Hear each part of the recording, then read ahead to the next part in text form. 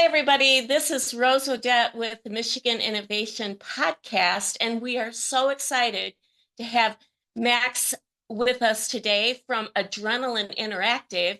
He was one of the contestants in the Traverse City competition, TC New Tech. How are you doing today, Max? Oh, I'm doing fabulous. Awesome. And we also have his colleague, Hunter, with us. How are you doing today, Hunter? It's amazing to be here. Cadillac is very beautiful. It's a pretty city. We're really happy. Thank you for coming all the way up from Ann Arbor. We really appreciate you. Some people like to do it on Zoom, but it's always better in person. So thank you for taking the time to drive all the way up here today. And so what we're going to do is we're going to get right into the thing that we always do on the podcast. We like people. We like to focus on the people side first. So we're going to really ask Max a little bit more about himself and how you ended up doing this innovative idea that you have. And Max Albert, tell us all about you.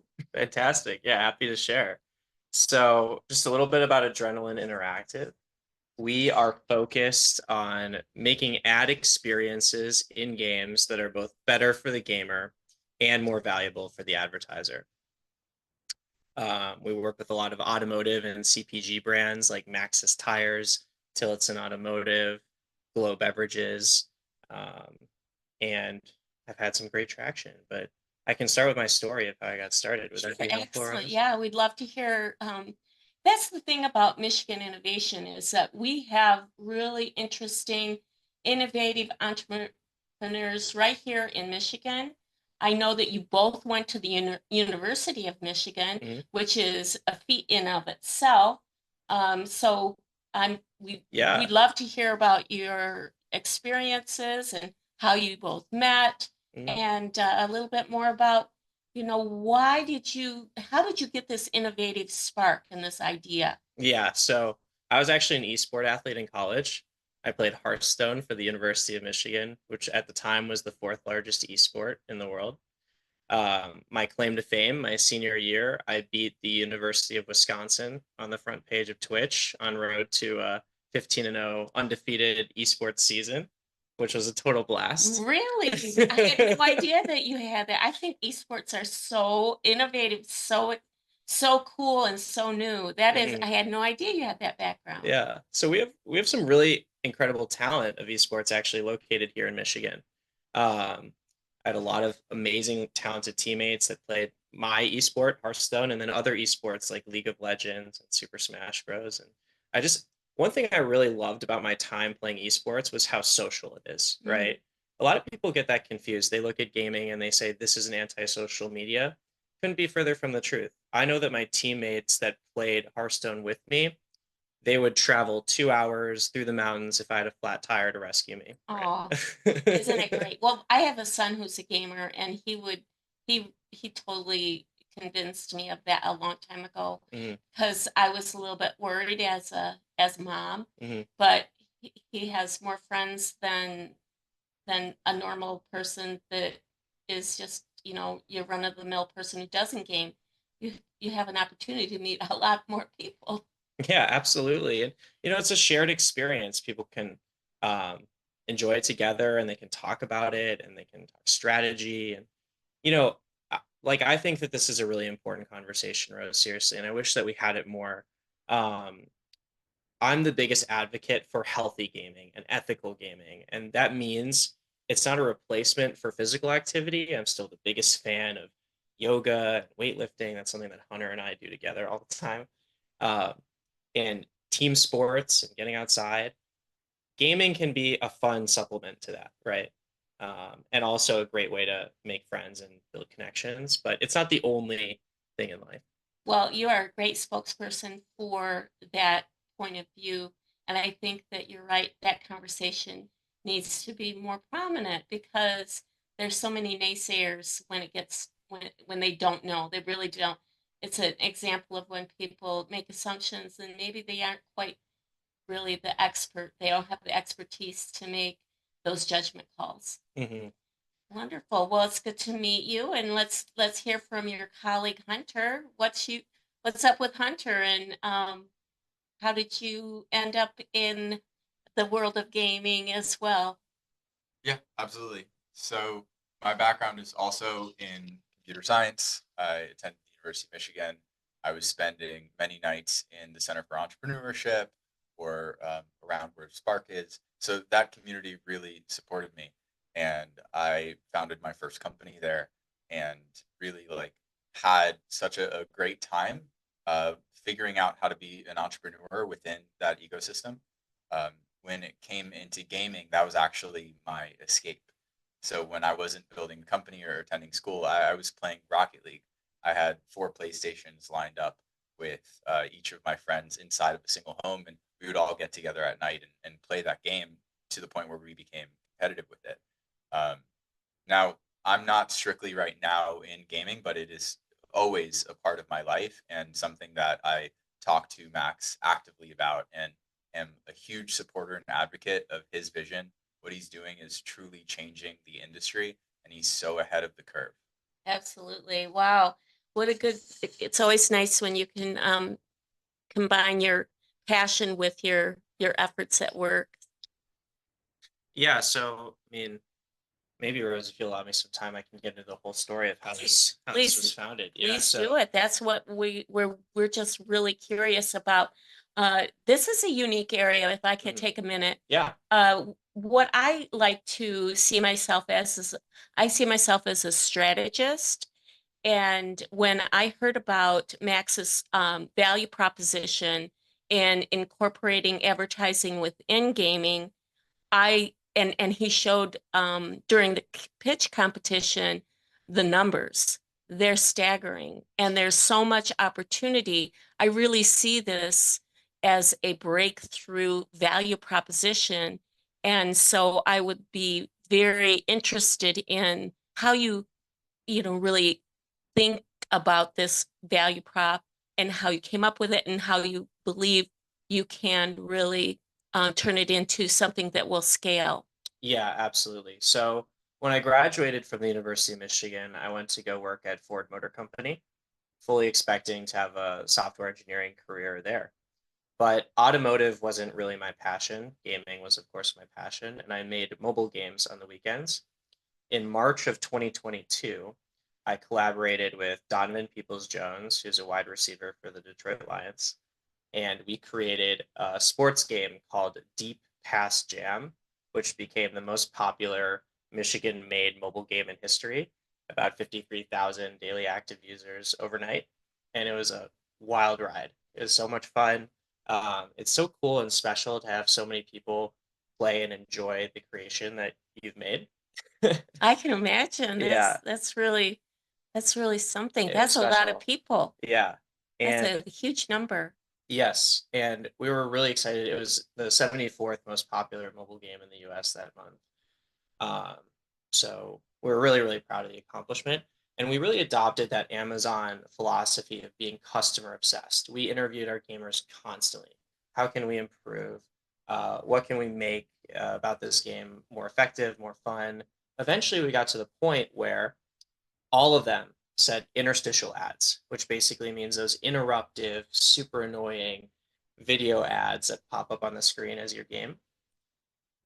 And we felt like, okay, you know, we have to have these in there because this is how mobile games monetize. And it's the truth. This is how 45%, the overwhelming uh, majority of advertising gets done in mobile gaming is through these interstitial interruptive ads. They're not fun experience for the player. And so I went to go interview my friends that work in marketing at Apple, at Ford, at Nike, and I asked them what's their experience as advertisers advertising via these channels. And they said they don't do it. Hmm. They don't do it at all Hmm. because they see it as a brand safety risk. And that's when I realized, brain blast, there's a bigger problem to be solving here than just making my own mobile games. I need to be inventing the new next generation in-game advertising technology that's going to power CPG, automotive, and retail businesses getting their products into games in a more flattering capacity. Wow. So let's break that down a little bit. What Yeah. is CPG? Yeah, sure. Consumer packaged goods. And thank you, by the way, Rose, for shouting me out on my jargon. I get very into the weeds sometimes. That's with gaming okay. And ad tech. Yeah, consumer That's packaged because you know goods. your stuff. Yeah, exactly. So, and a great example of that is our client, Glow Beverages, right? The energy drink company, and it's just any food stuff product that you can find in the grocery store, essentially. I think that your eye on the customer is so important, and to get their feedback. I was reading that in the early days of Amazon, you brought up Amazon, that when Jeff Bezos, who always is laughing, I've heard that he just laughs constantly. He's just laughing and laughing, Yeah. which who doesn't want to work for a guy like that? Exactly. But they would bring a chair, an empty chair, to every meeting, and they would make sure that nobody sat in that chair. Do you know this story? That's the client's chair. Yeah. You've heard that? I haven't heard that. That's Yeah. amazing. So That's a good story. every time they'd have it, I'm even getting chills. Yeah. They would have an empty seat at the table. Mm. Nobody could sit in it because that was representative of their client. That's amazing. I mean, it really is the truth. I mean, identifying your target persona, thinking about them, being empathetic, it's hugely important, and that's something that we really value here at Adrenaline Interactive. When we talk to advertisers and we try to feel out their experience of advertising in video games, most of the time the word I describe our meetings as, or at least our initial meeting, is anxiety. They do not feel great about their in-game advertising capacity. It's a hard space, it's a new space, it's a challenging media. What worked in television and print media and podcasts do not work in the video game format. And so we're really excited to help out our client partners navigate this space. Wow, I can see that it would be a challenge, but as soon as you crack that code, I think it's going, and I think you have, from what I heard, and how you make it a way to be a winner in the game, is that you incorporate the products in some of the winning. Am I No, absolutely right. So when I win, I get to participate with the product lines, correct? absolutely. It's all about what we call endemic advertising, which means that the product is placed in a position that's native to the gameplay. It means it matches the same art style and game design as the rest of the game. I'll give you a great example. For Glow Beverages, that energy drink company I mentioned, we placed them inside of a racing game called Tilly Tap Track. And the player goes around the track and collects these vitamin B12 bubbles, which is a huge initiative of that company to teach people that they contain vitamin B12. And then if you collect enough bubbles, you're given a vitamin B12 energy shield. So it's a really fun way to like reward the player and teach them about the product offering. Wow, that's really fantastic. That is so cool. So let's get into some of the key topics. So what is the best way to acquire users on the App Store for apps and games? Yeah, that's a great question. We've been lucky enough to be on the iOS Top 100 free games list now twice. The only Michigan-based game studio that's ever done that. And so I have a lot of independent game studios approach me and ask us, how do we acquire our users? The main thing that I'd be so focused on in 2024 and beyond is App Store optimization. How do I make my storefront page on the App Store look great? Great artwork, great hook. The reason why is because you often have 2 to 5 million mobile gamers every single week scanning the iOS Top 100 free games list for a new mobile game to play. Isn't that a lot of people? Wow. It's a lot. Now, is that global or is that in the US? I mean, I don't mean to get into it, but that seems like a lot. US alone. Wow. So it's awesome. That's awesome. If you can tap into that network and get your game in front of those people, the earned reach, the earned distribution there is just great. That must make your potential advertisement customers excited. Yes, that absolutely. would make me excited. So, what channels have you found success in acquiring mobile gamers? Yeah, that's a great So over half of our users comes from that App Store distribution that I just talked about. So just Okay. making sure that our app is prominent on the iOS top 100 free games list. Right. You can plug into a lot of that What organic about traffic. Android? Android too, to be honest. About 51% of our Android players come from the Google Play top 100 list. Wow. So let me just understand Adrenaline Interactive a little bit more. Yeah. You are a game studio, so Mm. you make games, but you also make advertisements within those games. So how do you organize your business? Do you have the game department and the advertising department? Correct. Yeah. Okay. Two separate products. And I'd say honestly, Rose, we're really excited and focused on the ad technology that we're building. Okay. Right. That's the real venture scalable, high growth part of the business. I can see The that. games that we make internally are a lot of the times playgrounds to test the ad technology. Mm-hmm. But at the end of the day, we're also really excited about our games because Sure. they're high performing and doing really well. So, why not brag about both? Yeah, absolutely. Absolutely. And it gives you credibility in the game advertising space if Mhm. you are a game developer, because you know what it takes for games to incorporate your ads. So that's very important for your cred, I think. Yes, it's been super helpful. And Yeah. we're actually starting that process now of integrating our ad technology into third-party game studios. Mhm. So, for instance, Enver, a game studio based out of San Diego, Awesome. they own Moto X, the most popular racing game in virtual reality.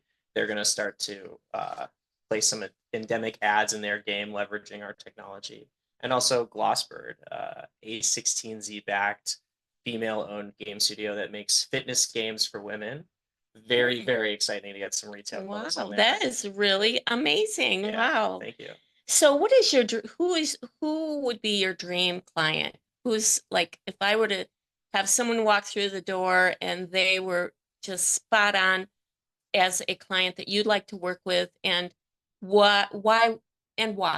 Yeah, so Rose, like this is like such a misnomer. There's so many myths about gaming that we could spend 10 hours debunking them. But one of the main things is like in mobile gaming, specifically in the US, 55% of mobile gamers are women. Um, 31% of them have household incomes of $100,000 or more. They're very fashionable. We would love to work with a major retailer. Like, for instance, Gap comes to mind, L'Oreal comes to mind. We're really excited about getting some retail clothes into our ad tech Wow, platform. that's interesting. Um, I just I have some ideas. Please lay Okay. them on there. What you were telling me earlier before the podcast that you played a game called Alphabet, right? Alphabetti. Alphabetti. Yeah, it was Yeah. a lot of fun. I loved it, and it's basically just spelling words and being able to, you know, go through different levels and different rules, and more difficult as games are. And I just really enjoyed it. It was relaxing. It was stimulating to my mind, and I love language, and I love language. I think it's really, I don't know why. I just really, really liked it.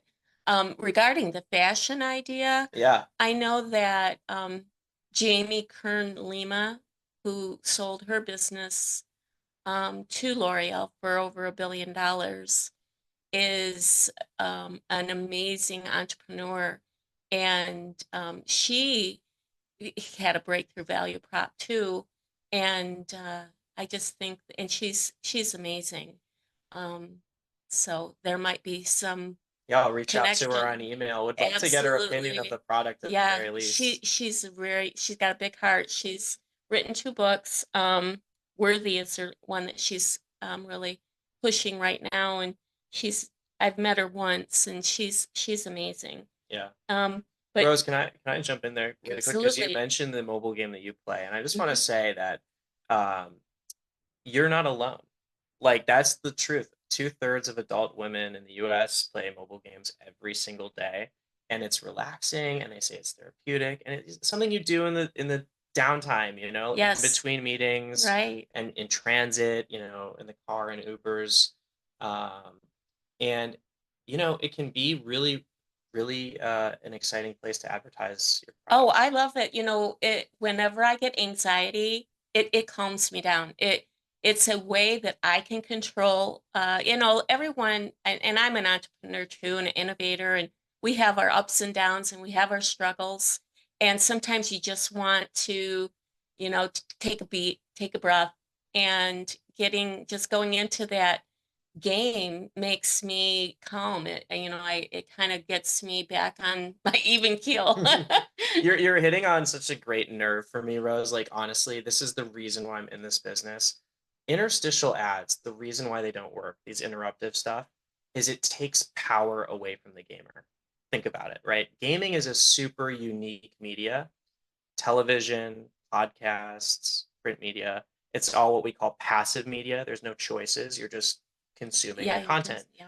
Gaming, you have agency, you have choices, you have power. And that can be very therapeutic because you go into this mini world and you see yourself having real consequences, and it can give you Mhm. confidence and it can be stress relieving.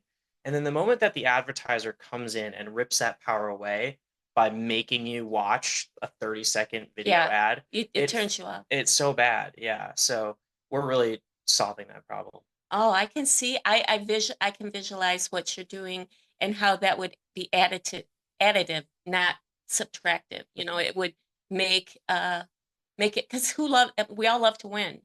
And if we're winning at the game at the same time, maybe we're winning a coupon or we're winning points towards a purchase, or we now get to receive a free sample or something.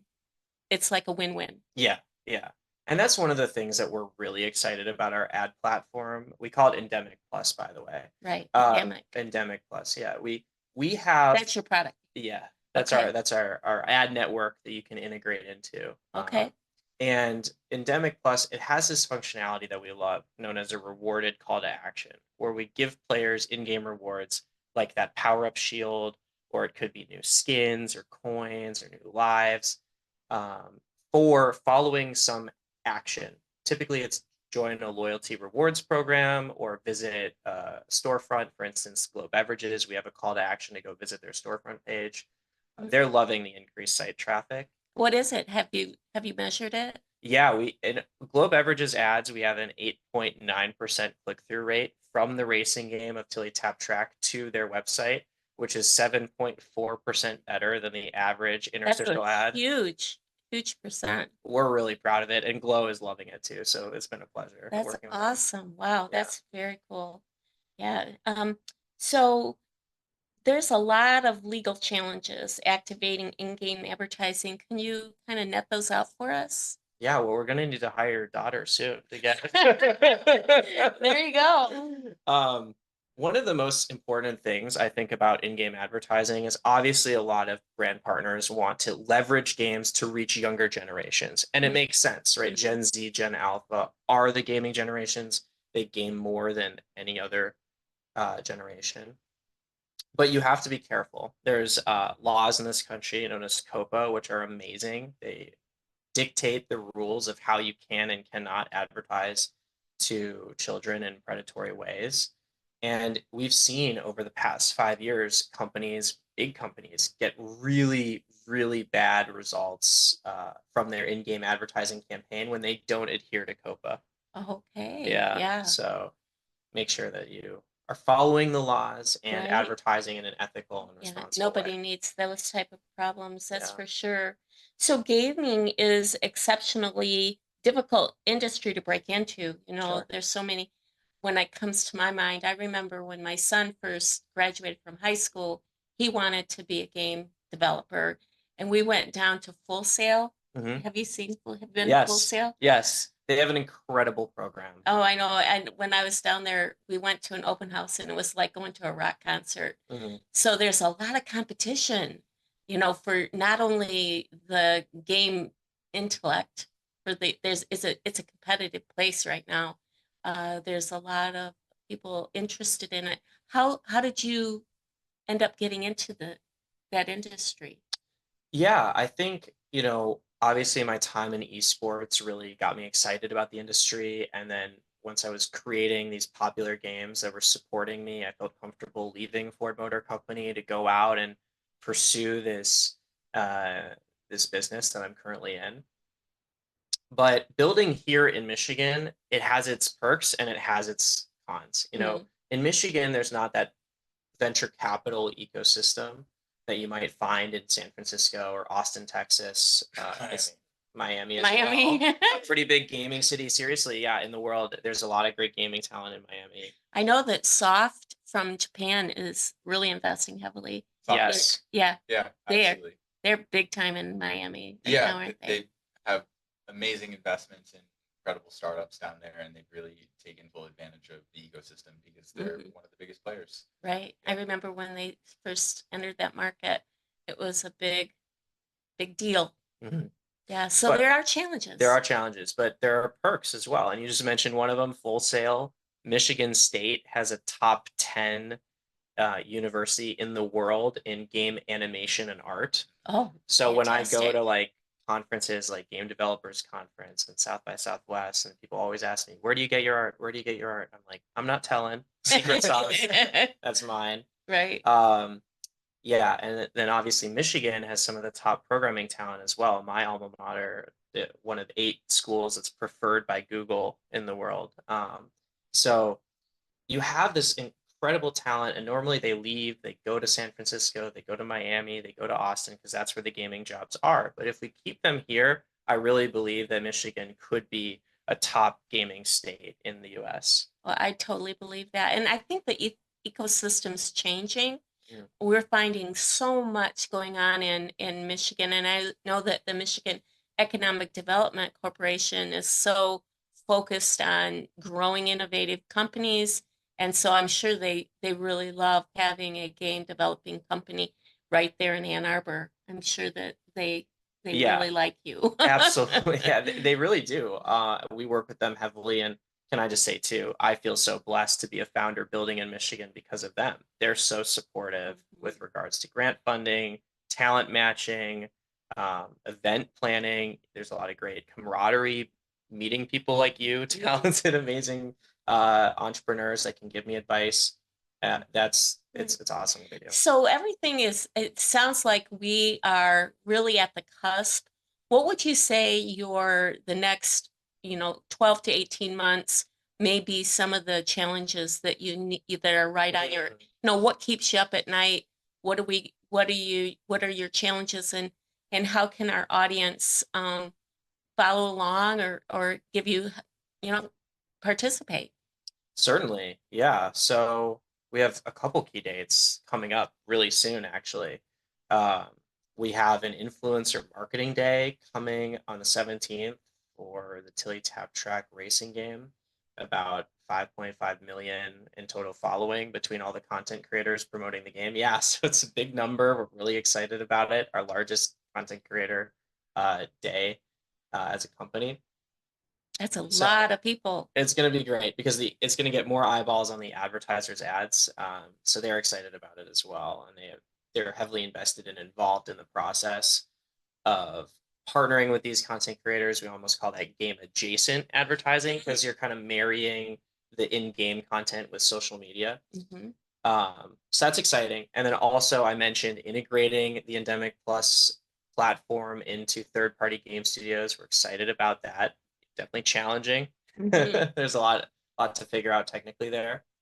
And then lastly, we just got accepted into Antler's program down in Austin, Texas. So they're, as you know, Rose. No, I don't. Okay, yeah. Antler is a very prestigious startup accelerator based down in Austin, Oh, Texas. fantastic. 12-week program. And if you get through the program, they invest $500,000 in your company for 8%. Congratulations. Thank you very much. At the TC Tech? We just found out about it a week ago. So that's huge. Yeah. Congratulations. Thank you. So happy for you guys. That So It's huge. I'm going to take a hiatus down in Austin, Texas for 3 months, but trust me, I'm coming back to Michigan. after Oh, this. wow. Are you gonna go to Kill Tony while you're there? Absolutely. I would if I had a chance. I don't know if they let ladies my age in there, but it looks like it's so much fun. I just think it'd be great to go see Kill Tony. They would love you. Yeah. I'd love to see You it. go and do set. No, that would be scary. Oh, I'm already flushed.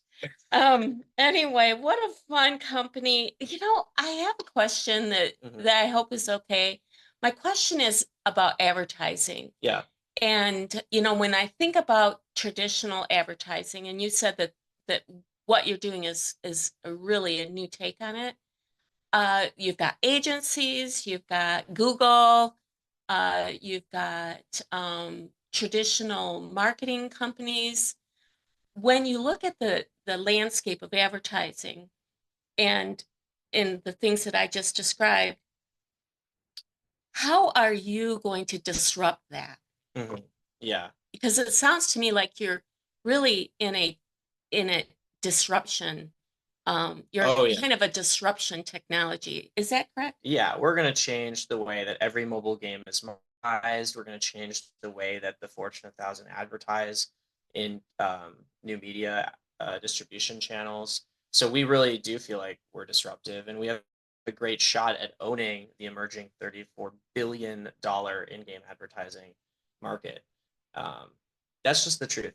When you look at the Fortune 1000 in 2023, on average, they spent less than 4% of their marketing budget in gaming. It's the smallest slice, but it's also the fastest growing at 11% year over Right. year. And the reason why is because these Fortune 1000 recognized that, look at Gen Z, look at Gen Alpha. If we don't get our products into gaming now, we are going to cease to be relevant, because this is how the new generations consume media. Wow. That's profound. Yeah. And so right now, the Fortune 1000, they really don't have great capabilities with regards to in-game advertising. I mean, they might do a lot of jazz hands. They might say, "Oh, it's really smart money. It's really sophisticated." But most of the time, what they're doing is a lot of this game adjacent stuff. Like, hey, Mhm. let's have content creators on Twitch promoting Chipotle burritos, playing NBA 2K. It's really, there's better solutions out there. Mhm. And we're really excited to help them reach mobile gamers in a Yeah. more flattering way. Absolutely. Well, I think this has been an amazing podcast. I really want to hear a little bit more from Hunter. Hunter, how does this all play in your world? What is up with, from your perspective? How do you see this all playing out? Yeah, it's something that Max and I talk about as often as like we meet up and we talk often. This is one of those things where advertising as we know it is fundamentally broken, and there's a lot of these companies that are trying to understand how new media impacts how we interact with brands. Hmm. And just like Max was saying, these ads that would interrupt people's daily lives, it makes you feel separated from the brand. And I continuously, with Max, interact with brands in such native ways now, because we go out of our way to basically interact with the companies that we genuinely enjoy, Hmm. and we rep them with pride. Mm. There has to be something to say that when you're buying something of value, it's that you appreciate and you cherish the value. It's not something that you want to hide. It People- sounds really authentic. yeah. I People have a think lot of pride. it's very authentic that you have a relationship with the brand, you support the brand. They're not, give us a minute for our sponsor. No, we are with you. Right. We're going down this road together, Yeah. and and it's that's incorporated. It's enmeshed. right. Enmeshed. And it makes, I'm also a creator online, and so for me it's very important to feel like the content that I'm creating is as authentic as possible and can represent brands or my clients in the best way that's possible. Wow. Well, it's so cool to have a couple of stars from the gaming world join us today on Michigan Innovation. Can Of course, I was going to ask you, what other things should we know about what's happening with Max and Hunter? I was going to mention quickly that Hunter, so we just crossed the $10,000 monthly recurring revenue mark, which we're really happy about. Awesome. And it was with a brand deal from Pixels, which is another game studio. They make games that we love. It's one of Hunter and I's favorite farming simulator games. Hunter and I collaborated on that brand deal and ended up winning it a few weeks ago.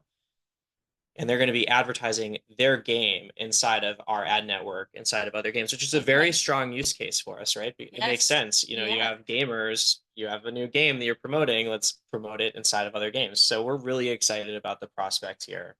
Um, and I just want to say, like, this deal came about because Hunter is such a loyal, good friend fighting for me in rooms that I wasn't in, Oh, you know? yes, I And do. I think that's so important to building a business and building these reputation. Your reputation compounds, and having people that fight for you even when you're not there, it means the world to have people like Hunter in the corner. Absolutely. Well, that's unbelievable, and what a great milestone.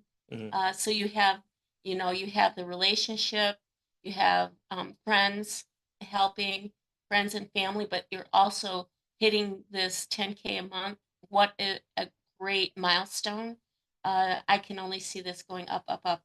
And so I love that. Well, with that, any last words, Hunter? Anything you'd like to share before we close out the podcast?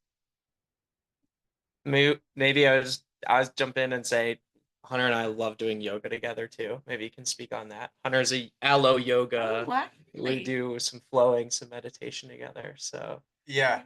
I think I think it goes into what Max talks about with ethical gaming, uh, which is when you take care of yourself first, your mind, your body, and your spirit, that translates into the games that you make. And as businesses try to discover who their customers really are and understand customer personas, and customers try to have authentic relationships with the brand, it really starts from honest communication. And that honest communication only happens when you have relationships like Max and I do that go years back, that have roots that transcend business. We move together, when we breathe together, when we take long walks together, when we emotionally support each other. Mhm. It's something that is so fundamental to any entrepreneurial journey. And, I've had the pleasure of being in front of, huge audiences teaching for like 300 people at once. And my most genuine, like, favorite time is just when I'm hanging out with Max and we are doing the things that then end up translating into business value later because we practice every day. This is so cool to hear because, I come from IBM in the 80s. Mhm. And so this is just so foreign to what business Yeah. used to be. If you wore a blue suit to IBM, or a blue shirt underneath your blue suit, they'd tease you that you were going bowling that night. Because you couldn't even wear a pastel blue shirt to Yeah. work in the 80s without getting harassed. But this whole mind, body, spirit connection and friendship connection is so refreshing.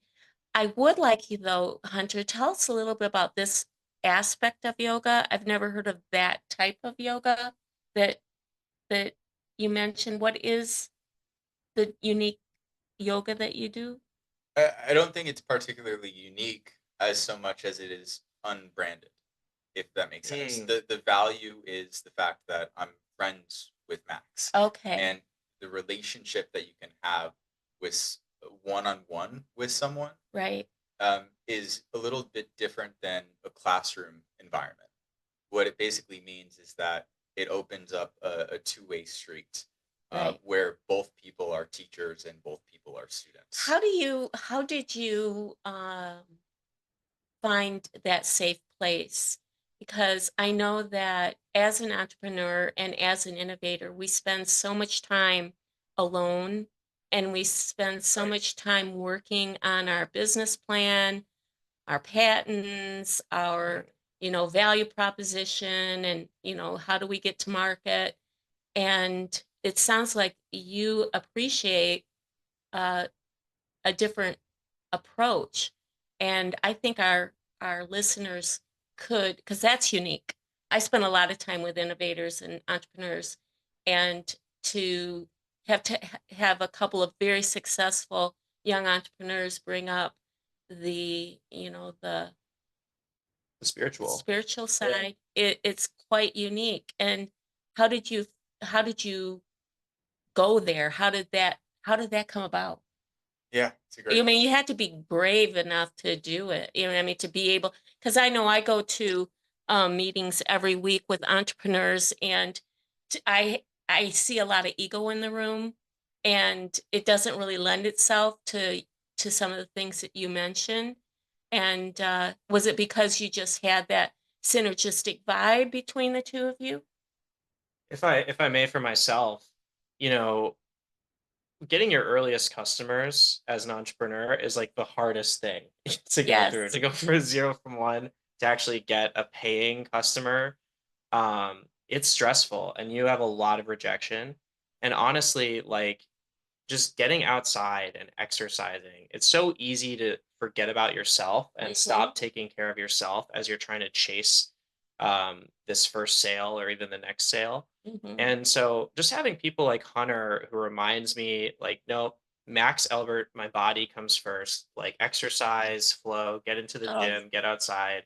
It's not that complicated. that's You right. Well, I think that sums it up. I really appreciate that aspect, because we all need to take care of our bodies if we really want to have them give us the energy that we need to be all we can be, and bring these products to market and fulfill our dreams. And it sounds like you guys have big dreams, Yeah. really big dreams. May I ask you this question, Rose? Sure. You were telling me before the pod that you went out to Sheboygan, landed your Hmm. very first sale. Yes. Can you tell me, were you stressed? Were you nervous? What Oh, was the the thing is that I remember my product is the first to market Mhm. product, like yours, Yep. really, a first to market electronic medical record. And, I had just started the company, and we were not doctors and nurses, we were ex-IBMers. Mm, And for us to leapfrog, we weren't going to do, patient accounting, we weren't going to do, a laboratory system or a pharmacy system. We were going to do a medical record, which takes every single bit of medical information and take it from all the disparate systems in the hospital. And we were asking hospitals, not doctors' offices, hospitals, to trust us with something brand new and something that was so mm, vital, the information for all of their, and it was scary. But as time progressed, I would drive into, whenever I go into a new city, which we would go to small and medium hospitals. So it'd be like a city the size of maybe Traverse City or Cadillac, or, little, kind of not little cities, but medium-sized cities that may have one hospital. And the night before I'd present, I would just pray. I would just say, I'm here. Every baby, if we sell this in this hospital, in this community, every baby born in the next 20 years will be in my system. Every, broken arm, every, heart attack, whatever, is going to end up in this electronic medical record. And I just really prayed that I would be able to fulfill such a huge responsibility. And, it's always nice to have God on your side. absolutely. Yes, and that is exactly what we're talking about too. You did do that prayer, which is so amazing and so beautiful, and Well, it's great.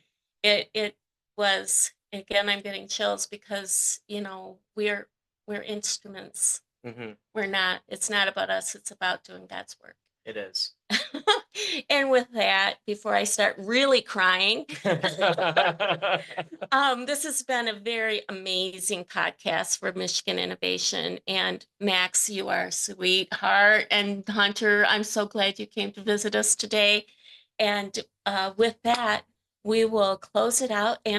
But first, I want to make sure that you promise me you'll come back within 6 to 12 months Oh, absolutely. and Yeah. give us all an update. Sounds your great. success. Okay. Absolutely. Thank you, everybody. Goodbye. Goodbye.